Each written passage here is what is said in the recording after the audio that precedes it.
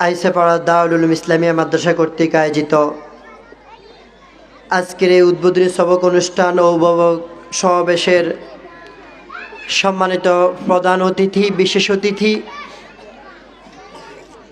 মুআজ্জাজ ও মুকাররম উলামায়ে কেরাম ও আমার সামনে উপবিষ্ট দিনদার জাকিরিন শাকিরিন যুবক ভাইয়েরা ও আমার পর্দার আলে অবস্থানরতা সম্মানিতা মা ও বোনেরা, আসুন আমরা সর্বপ্রথম আল্লাহ পাকের দরবারে শুকর আদায় করি, যেই মহান রব্বুল আলামিন আমাদেরকে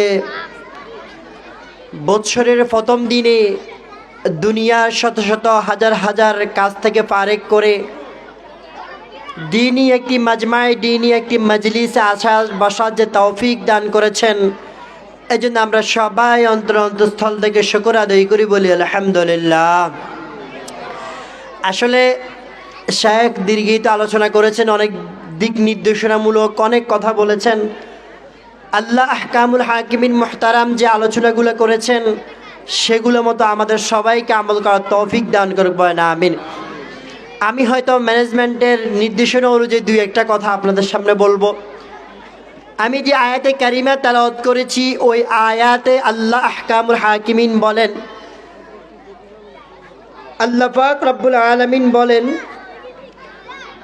দান যেগুলো আছে আল্লাহ পাকের রাস্তায় ব্যয় করার একটা উদাহরণ আল্লাহ পাক দিচ্ছেন। আল্লাহ পাক রব্বুল আলামিন বলেন, আল্লাহ পাকের রাস্তায় দান করার উদাহরণটা হচ্ছে, মনে করেন কেউ একটা বীজ রোপণ করলো, ক্ষেতের মধ্যে আমরা বীজ রোপণ করি না, একটা বীজ রোপণ করলো। বীজ রোপণ করার পর আল্লাহ পাক বলেন, মনে করো ওই গাছটা থেকে 60টা শাখা প্রশাখা বাইর হয়েছে। কয়টা বলেন? 60টা। আবার প্রত্যেকটা শাখা প্রশাখায় 100টা করে ছড়া, মানে ধানের ছড়া যেরকম, গমের ছড়া যেরকম, 100টা ছড়া বাইর হলো। তাহলে 60টা শাখা প্রশাখা থেকে 100টা করে হলে কয়টা শাখা প্রশাখা বাইর হয়েছে বলেন? 700টা। কয়টা? 700টা। উলামায়ে কেরাম বলেন, আল্লাহ পাকের এই কথা বলার উদ্দেশ্য হচ্ছে, তার মানে কোনো একজন আল্লাহ পাকের বান্দাবান্দি যদি শুধুমাত্র কেবলমাত্র আল্লাহ আহকামুল হাকিমিনকে রাজি খুশি করার জন্য একটা টাকা যদি আল্লাহ পাকের রাস্তায় ব্যয় করে, ও একটা টাকাকে আল্লাহ পাক রব্বুল আলামিন তার নিয়ত অনুযায়ী 700 টাকা পর্যন্ত দান করার সব লিপিবদ্ধ করে দিয়ে, বলে সুবহানাল্লাহ। তাহলে দান করতেছি 1 টাকা, আল্লাহ পাক দিতেছেন কয় টাকা বলে? 700 টাকার থেকেও বেশি। সম্মানিত হাজরিন, দান এমন একটা ইবাদত, দান এমন একটা ইবাদত, আল্লাহ আহকামুল হাকিমিন সবগুলা ইবাদতের নির্দিষ্ট একটা অঙ্ক, নির্দিষ্ট একটা সংখ্যা আল্লাহ পাক বলেছেন। যেমন আমরা সালাত আদায় করি, নামাজ আমরা পড়ি, দৈনিক কয় ওয়াক্ত নামাজ পড়ি বলেন? 5 ওয়াক্ত। কয় ওয়াক্ত নামাজ পড়ি বলেন? 5 ওয়াক্ত। আল্লাহ পাক 5 ওয়াক্ত নামাজ নির্ধারণ করে দিয়েছেন। আমরা একটা মাস রোজা রাখি, আল্লাহ পাক দীর্ঘ একটা মাস 30টা দিন সংখ্যা উল্লেখ করে দিয়েছেন যে এই একটা মাস তোমরা রোজা রাখবা। হজের বেলায় আল্লাহ পাক বলেছেন যে যখন টাকা পয়সা আল্লাহ বা হজের সামর্থ্য থাকবে হজ করো, জীবনে একবার করলেই হয়। এইরকম সব আমলগুলোর ক্ষেত্রে আল্লাহ পাক সংখ্যা ব্যবহার করেছেন। শুধুমাত্র কেবলমাত্র দান সৎকার ব্যাপারে আল্লাহ পাক কোনো সংখ্যা ব্যবহার করেন নাই। আল্লাহ পাক বলেন, যখন ইচ্ছা, যে সময় ইচ্ছা, যেই দিন ইচ্ছা, রাত্রে হোক দিনে হোক, যেই সময় ইচ্ছা তুমি দান করবা, আমি আল্লাহ পাক তোমার দানকে কবুল করে নিব, বলেন সুবহানাল্লাহ। দান এমন একটা ইবাদত, দান এমন একটা ইবাদত। আমাদের জীবনে গুনাহ আছে না? বলেন আমরা গুনাহ করি না? দান এমন পাওয়ারফুল একটা ইবাদত, এই দানের কারণে জীবনে যত গুনাহ আছে আল্লাহ পাক সবগুলা গুনাহ মুহূর্তে ক্ষমা করে দিতে পারেন। আল্লাহ পাক বলেন, আল্লাহ পাক বলেন, ইন তুকরিদুল্লাহা করদান হাসানা, ইন তুকরিদুল্লাহা করদান হাসানা ইউদাইফু লাকুম ওয়া ইয়াগফির লাকুম ওয়াল্লাহু শাকুরুন হালিম। আল্লাহ পাক রব্বুল আলামিন বলেন, ও আমার রাসূল, আপনারা তামাম দুনিয়ার উম্মতের বান্দা বান্দীদেরকে জানাইয়া দেন, আপনি তাদেরকে ঘোষণা করে দেন, তারা যদি আমি আল্লাহ পাককে যদি ঋণ দেয়, আমি আল্লাহ পাককে যদি ঋণ দেয়, মানে আমি আল্লাহ পাকের রাস্তা যদি খালেস নিয়তে যদি ব্যয় করে, ইউদাইফু লাকুম, তারা যতটুকু ব্যয় করেছে আমি আল্লাহ তার থেকে অনেক গুণ বাড়াইয়া তাদেরকে দান করব। শুধু দান করব যে তা না, ওয়াগফির লাকুম, বরঞ্চ দান করার কারণে বান্দার সারা জীবনের সবগুলো গুনাহ আমি আল্লাহ ক্ষমা করে দিব। সুবহানাল্লাহ। তাহলে দান করলে আমাদের জীবনের সবগুলো গুনাহ আল্লাহ পাক ক্ষমা করে দিবেন। শুধু তাই না, আল্লাহ রসুল বলেন as-সাদাকাতু বুরহান, দান হচ্ছে একটা দলিল। দান হচ্ছে একটা কি বলেন? দলিল। আমরা যেরকম নাকি বলি যে এই জায়গাটা আমার, এই ঘরটা আমার, তার প্রমাণ কি? আমার কাছে দলিল আছে। আমার কাছে কি আছে বলেন? দলিল আছে। আল্লাহ রসুল বলেন দান সদকাগুলো হচ্ছে দলিল। কাল কিয়ামতের ময়দানে আল্লাহ পাক যখন বলবে, ও আমার বান্দা বান্দি, কি নিয়ে আসছো আমার কাছে, তখন রসুলের কথা অনুযায়ী আমরা বলবো যে আল্লাহ as-সাদকাতু বুরহান, আল্লাহ এই যে দেখেন সদকা করে আসছি, এটাই হচ্ছে আমার দলিল, এটাই হচ্ছে আমার প্রমাণ।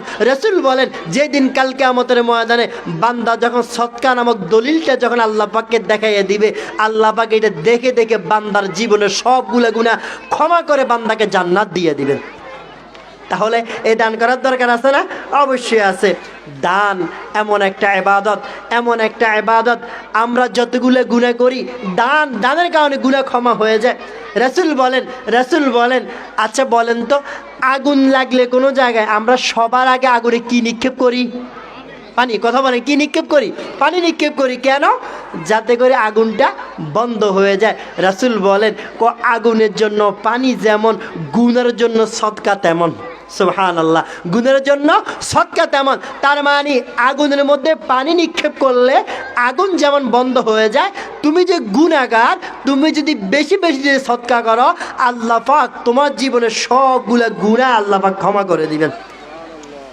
শুধু তাই না, দুনিয়া থেকে চলে গেলে আমরা যখন কবরে যাব, কি বলে আমাদের কবরে যাওয়া থাকবে না? আল্লাহ রসুল বলেন দান এমন একটা পাওয়ারফুল ইবাদত, যেটা নিমিষে মুহূর্তেই কবরের আযাব বন্ধ করে দিতে পারে।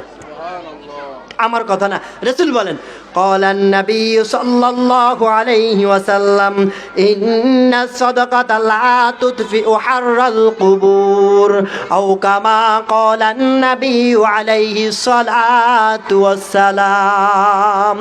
আল্লাহ পাকের রাসূল জনাব মুহাম্মদুর রাসূলুল্লাহ সাল্লাল্লাহু আলাইহি ওয়াসাল্লাম বলেন দান এমন পাওয়ারফুল একটা ইবাদত, এই দানের কারণে যদি কোনো ছেলে মেয়ে তার আব্বা আম্মা দুনিয়ার থেকে চলে গেছে, তার আত্মীয় স্বজন দুনিয়ার থেকে চলে গেছে, আর সে যদি তাদের কথা মনে করে যদি দান করে, আল্লাহ রাসূল বলেন দান করতে দেরি, এই দানের বিনিময়ে ওই বান্দাবান্দি যাদেরকে নিয়ত করে বান্দাবান্দি দান সদকা করছে, আল্লাহ পাক মুহূর্তেই তাদের কবর আযাব বন্ধ করে দিয়ে বলে সুবহানাল্লাহ।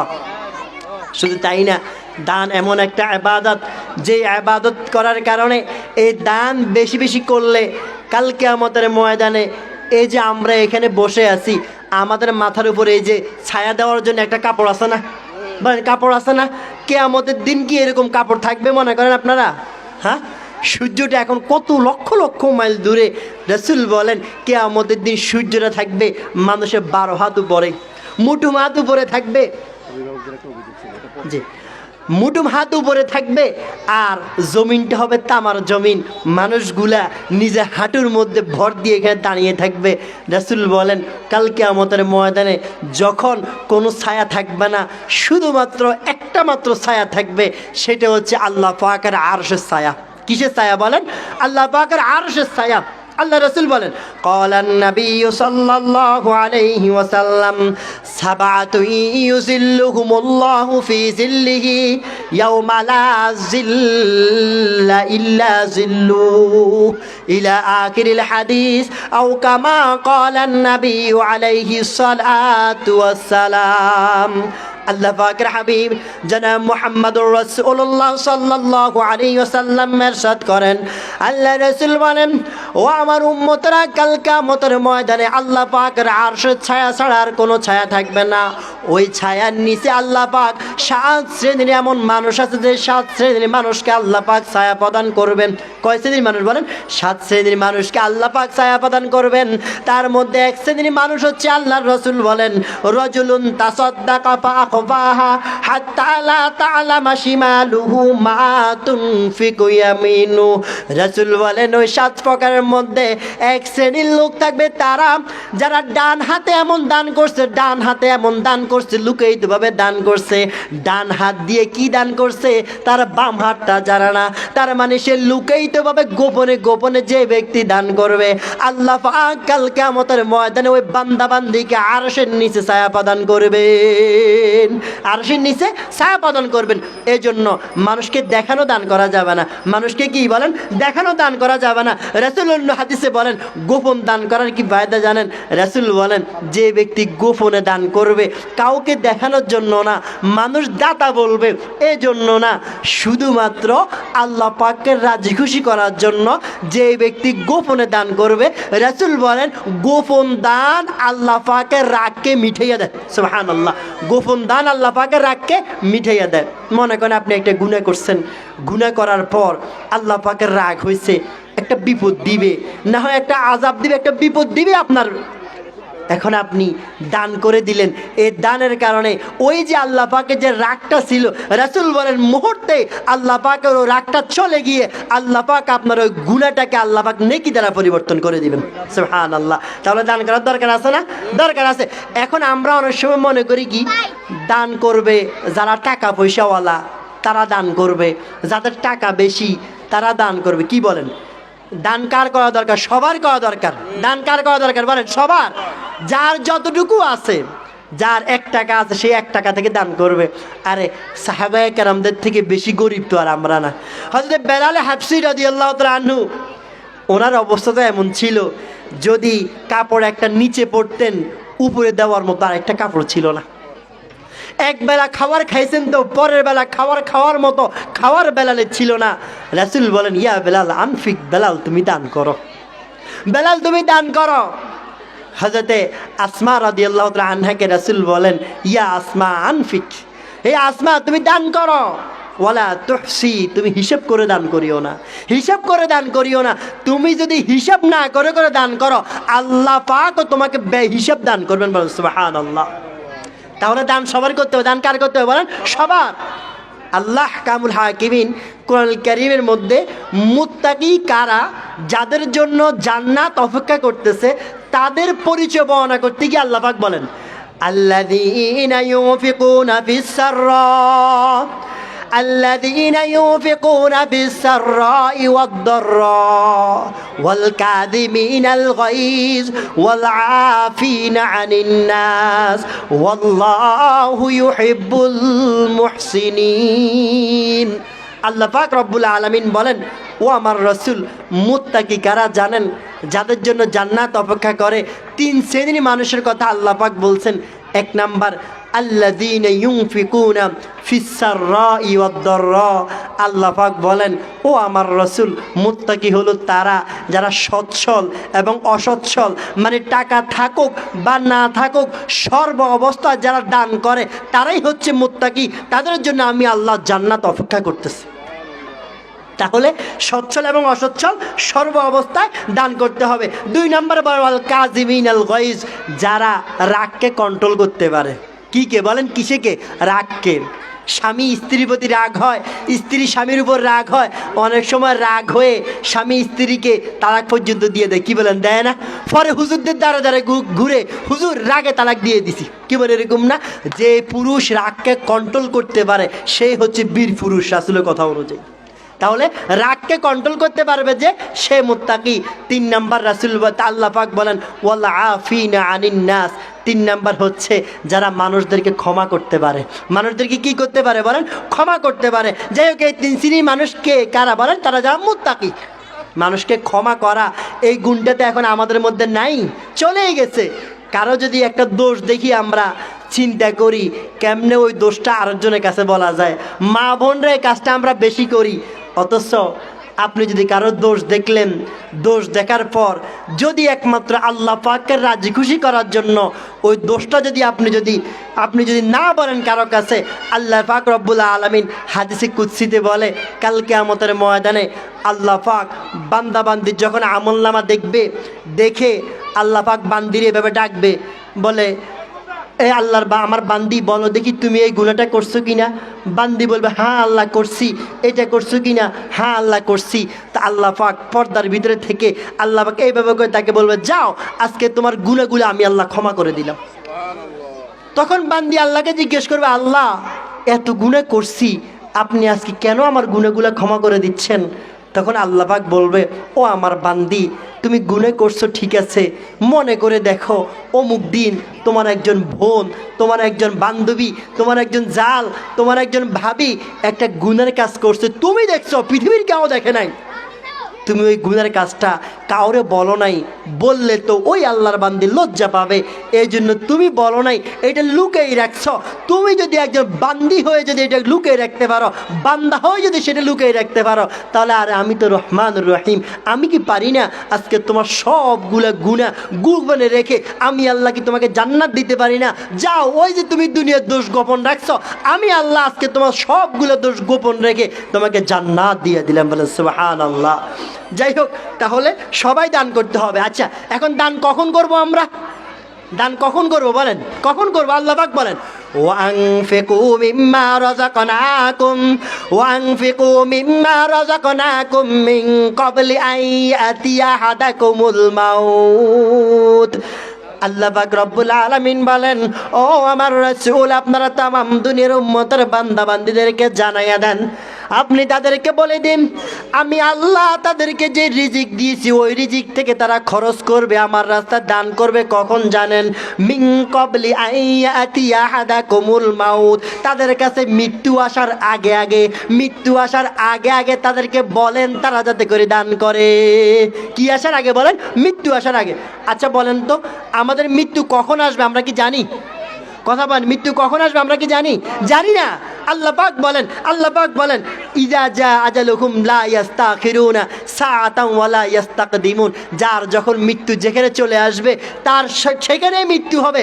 মালাকুল মউত 1 সেকেন্ডও সময় দিবে না, 1 সেকেন্ড আগেও আসবে না, আসার পরে আবার 1 সেকেন্ড সময় আপনাকে দিবে না। তাহলে দান করার কোনো সময় নেই, সবসময় কী করতে হবে বলেন? দান করতে হবে। আর ও আমার মা বোন, ও আমার যুবক ভাইরা, বৃদ্ধ বাবারা, হাতে ধরে বলি, পায়ে ধরে বলি, দান আপনি বেঁচে থাকা অবস্থায় করেন। আপনি বেঁচে থাকতে দান করেন, বেঁচে থাকতে দান করেন। ভাবতেছেন সন্তানের জন্য টাকা পয়সা রেখে যাবেন, ছেলে মেয়ের জন্য টাকা পয়সা রেখে যাবেন, আরে মরে দেখেন আপনার সন্তান আপনার জন্য দান করবে তো দূরের কথা, বছরে একবার আপনি যে জায়গায় শুয়ে আছেন এ কবরের পাশ দিয়ে পর্যন্ত আপনার সন্তান যাবে না। মরে দেখেন যাবে না। যাদের বাবা মা মৃত্যুবরণ করছে একটু চোখটা বন্ধ করে আপনি একটু চিন্তা করেন, ও মা বোন আপনি একটু চিন্তা করেন, আপনার মা যে মারা গেছে, আপনার বাবা যে মারা গেছে, কয়টা দিন এমন ছিল যে বাবা মার জন্য আপনি দান করছেন? অনেক সম্পদ, মায়ের সম্পদ নিয়ে আসছেন, বাবার সম্পদ আপনি ভোগ করতেছেন, কয়দিন আপনি বাবার জন্য দান করছেন? এই জন্য আপনি যখন দুনিয়ায় থাকবেন তখন দান করবেন। কারণ কেন? আমরা যতগুলো আমল করি মৃত্যু হওয়ার সাথে সাথে সব আমলের দরজা বন্ধ হয়ে যাবে। রাসূল বলেন 3টা আমলের দরজা খোলা থাকবে। রাসূল বলেন ক্বালান নবী সাল্লাল্লাহু আলাইহি ওয়াসাল্লাম ইযা মাতাল